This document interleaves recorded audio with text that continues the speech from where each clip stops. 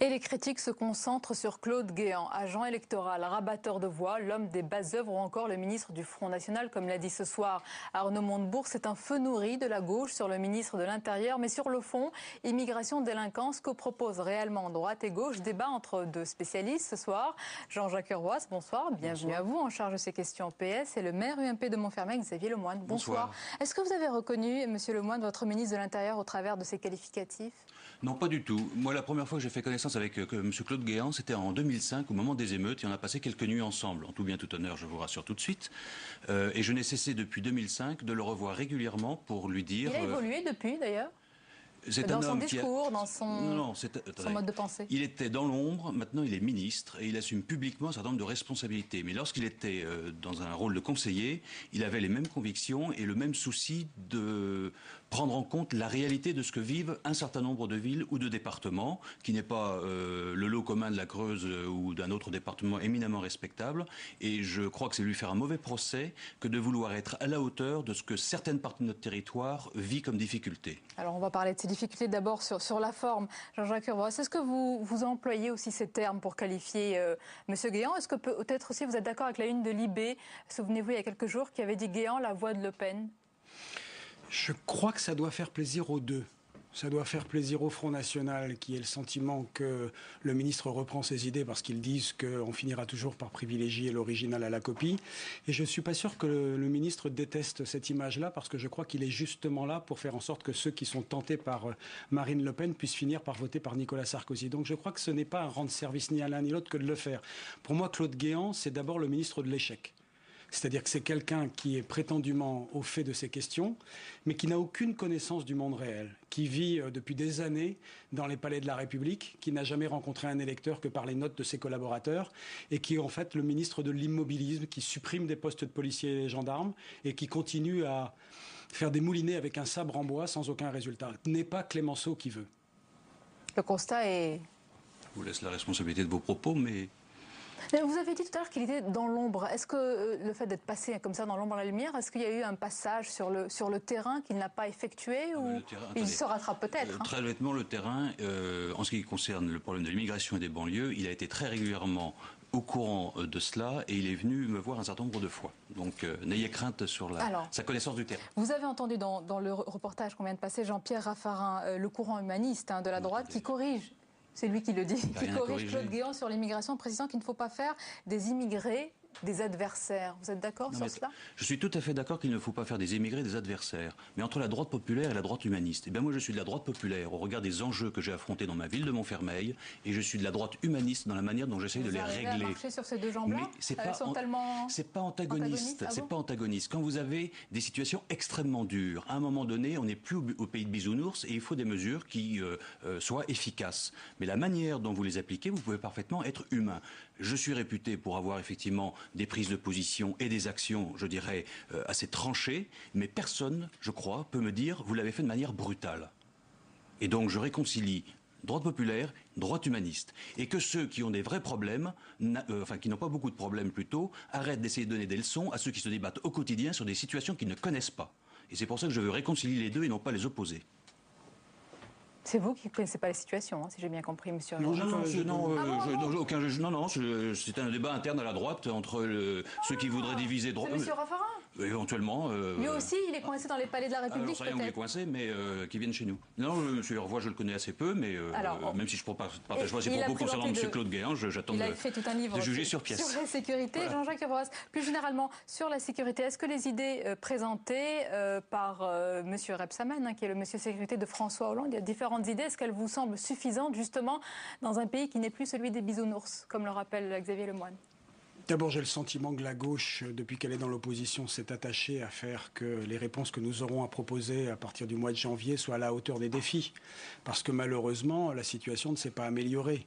Si la droite d'ailleurs était fière de son bilan, elle ne nous promettrait pas de nouvelles lois. C'est donc qu'elle est consciente du fait qu'il y a probablement un échec. Et donc comme il y a un échec, il y a une responsabilité. François Hollande en a pris la mesure. Les propositions qu'on sont préparées ne sont pas nées dans quelques cerveaux réunis place de Solferino.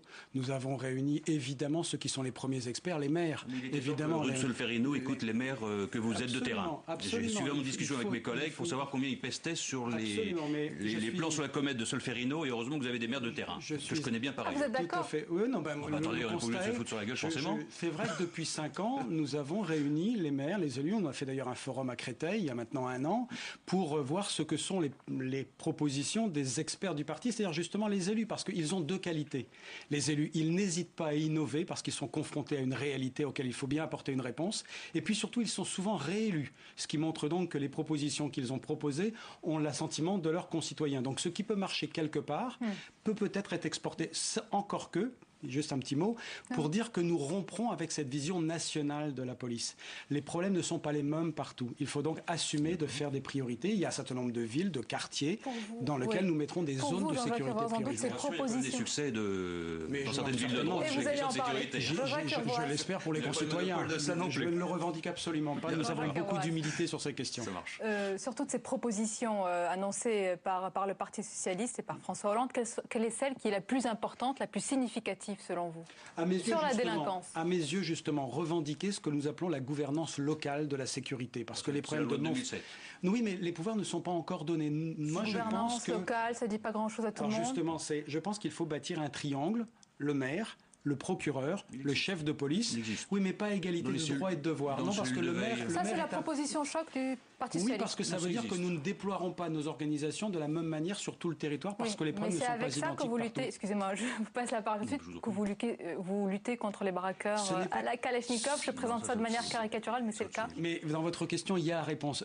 Justement, il ne faut pas en faire une caricature. Vous m'avez demandé une proposition, mais justement, la gauche n'a pas une proposition parce que nous ne voulons pas simplifier ce problème. Il y a une conjugaison parce que, figurez-vous que moi, je préférerais m'intéresser aussi un peu à la prévention parce que je ne voudrais pas qu'il y ait la première infraction et donc pas les premières victimes. Mais quand il y a infraction, alors il faut dissuasion, il faut sanction et réparation. Donc c'est évidemment plus complexe que Nicolas Sarkozy ne le fait croire. C'est un discours novateur sur la sécurité que vous entendez? Non, parce que la loi de 2007 a déjà mis le maire au cœur de dispositifs de sécurité, en lien avec le procureur et avec le commissaire de police. Et que le maire de Marseille, il est un peu débordé en ce moment. Les élus qui ont voulu mettre en place les cellules de veille, appelez ça comme vous voulez, arrivent à voir tous les mois dans leur bureau le procureur, le chef de police, l'éducation nationale, les transporteurs, les bailleurs, et on fait un très bon travail. Si le chef de police, il ne veut pas venir vous voir, il n'est pas obligé de le faire. C'est pas vrai. Ah bah si. Enfin, je ne sais pas ce que vous lui avez dit pour qu'il vienne pas, mais je peux... Non, mais d'accord. Mais très honnêtement, les choses marchent et les incitations du gouvernement actuel à y aller... les choses, mais je pense pas donc là-dessus, on peut encore améliorer parce que le parquet est présent. Il serait bien qu'on puisse avoir des juges du siège, notamment pour la justice des mineurs.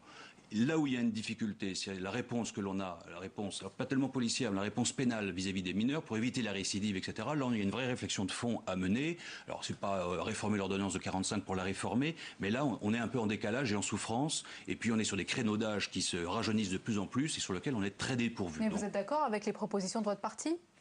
Code pénal, oui ou non, spécialisé? Moi, je vais vous dire, je préfère d'abord faire et dire après, exposer sereinement et tranquillement les choses, parce qu'effectivement... Il n'y a pas grand monde qui est d'accord avec M. Copé. Si vous-même non plus. Moi, je suis maire de Montfermeil, j'ai la responsabilité de ma ville et j'essaie de faire avancer les affaires. Je travaille très bien avec mon collègue Claude Dillin, qui est de notre sensibilité politique. Et ce qui m'importe, c'est de détecter, et quand je vois des anomalies, je ne me prive pas de le dire à qui de droit. Si elles sont corrigées, tant mieux. Si elles ne sont pas corrigées, je le regrette.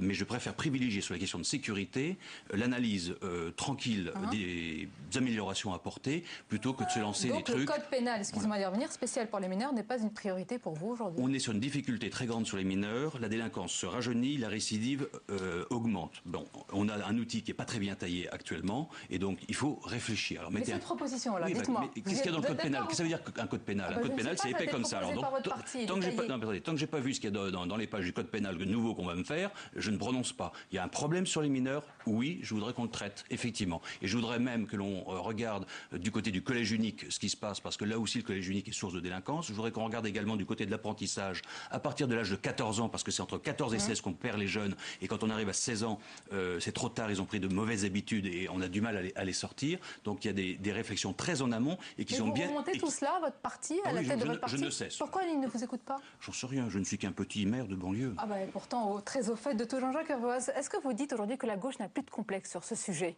Oui. Oui. Oui, je n'ai pas besoin de faire des phrases, il n'y a qu'une seule réponse, oui. Nous n'avons plus de complexe, nous en avons fait une priorité et une préoccupation. Et ce qui compte, c'est l'avenir, c'est la façon dont nous allons demain être confrontés aux réalités. Et puis, sur le sujet que vous évoquiez, à mes yeux, le problème sur les mineurs, c'est le fondateur du droit pénal moderne, Cesare Beccaria, disait au XVIIIe siècle, ce qui est le frein au crime, ce n'est pas la sévérité de la peine, c'est la certitude d'être puni. Eh bien aujourd'hui, les mineurs, une mesure d'assistance éducative, ça peut attendre entre 3 et 5 mois avant d'être en application, et une peine prononcée, ça peut attendre 10 mois. Où est la dimension pédagogique de quelque chose que l'on attend pendant 10 mois? Donc le vrai problème, à mes yeux, c'est souvent on dit que la gauche pose ces questions-là, mais parce que c'est ce que l'on nous dit, c'est un problème de moyens pour la justice. C'est aussi un problème de moyens? Ça reste toujours un problème de moyens? Il y a un malaise du côté de la justice, c'est évident. C'est évident. Est-ce que ces nouvelles propositions, qu'elles soient de droite à l'UMP ou qu'elles soient de gauche du côté de PS, est-ce qu'elles vont dessiner une nouvelle société? Pas seulement un nouveau code pénal, pas seulement de nouvelles lois. Est-ce qu'elles peuvent dessiner une nouvelle société qui sera mieux armée, entre guillemets, pour lutter contre ces nouvelles formes de délinquance? Que vous le vouliez ou non, on est en train de changer de monde en ce moment. Qu'est-ce qui se passe dans votre territoire? Plein de choses. Dites-nous, racontez-nous. On a en même temps, je dirais, des efforts considérables que l'Agence nationale de renouvellement urbain a fait. 600 millions d'euros sur un territoire Clichy-sous-Bois-Montfermeil, avec des transformations urbaines, transformations humaines également. Et puis on a aussi des replis identitaires très forts. Et donc on a des forces centrifuges très fortes qui s'affrontent. Donc tout le paysage est en train d'être remodelé. La crise, très honnêtement, je pense qu'on en est qu'au début. Donc là aussi, il va falloir reprendre de fond en comble les réflexions, la manière de vivre ensemble, etc. Et donc voilà, il y a un monde qui s'en va, et il y a un monde qui émerge, et le débat, aussi passionné soit-il et prolifique qu'il soit, est là justement pour essayer d'anticiper, gouverner, c'est prévoir. Je crois qu'on est dans notre rôle. De la crise, etc. Les fois dernières, quand vous êtes venu sur ce plateau, je vous reçois toujours avec plaisir, vous me parliez aussi beaucoup d'immigration. Oui. Est-ce que vous faites un lien, même vous, même étroit, entre immigration et délinquance? Très honnêtement, si vous regardez les chiffres et la réalité, elles sautent aux yeux. C'est-à-dire? C'est un constat. Et je ne fais pas de jugement. Ce que je veux dire, oui, il y a un lien entre immigration et délinquance. Est-ce que l'immigré, par définition, est délinquant? Je dis non. Y a-t-il une surreprésentation d'étrangers dans la délinquance? Dans nos quartiers, en tout cas, je dis oui. Voilà, il y a un constat, il n'y a pas de jugement. À partir de là, il y a à travailler. Mais c'est sûr que continuer à accueillir 250 000 nouvelles personnes tous les ans, alors que le pays est en crise économique au minimum, je pense qu'il y a un ajustement à faire entre nos capacités d'accueil, à intégrer raisonnablement ces personnes, et le fait de continuer à en recevoir 250 000. Je crois que c'est normal. C'est clair, le lien est établi, Jean-Jacques, par Monsieur Lemoine. Jean-Jacques Urvoas, votre réponse et votre conclusion. C'est de chercher à garantir le droit à la tranquillité pour nos concitoyens. Vous savez, les personnes qui sont cambriolées, qu'elles soient cambriolées par Pierre ou Paul, ça leur est à peu près égal. C'est vrai que vous allez vous mettre debout là, avec ce qui vient d'être dit. Généralement, faire un lien, ça crée toujours beaucoup à gauche, en tous les cas, des cris. Vous nous posez des questions qui ont une vocation d'explication de nos idées. Eh bien, moi, mes idées, c'est de combattre les délinquances. 13% aujourd'hui, simplement, des cambriolages sont élucidés. 4% des vols à la tire. Donc, je ne sais pas qui sont les coupables. Donc, mais vous ne faites pas le même lien? Je ne fais évidemment pas le lien automatique, tout simplement parce que je n'en ai pas les moyens statistiques, puisqu'à ma connaissance, il n'existe pas. Et quand le préfet de police de Paris nous sort des pourcentages sur je ne sais quelle population, je demande à ce qu'il nous donne d'où viennent les chiffres, ce qu'il ne fait jamais.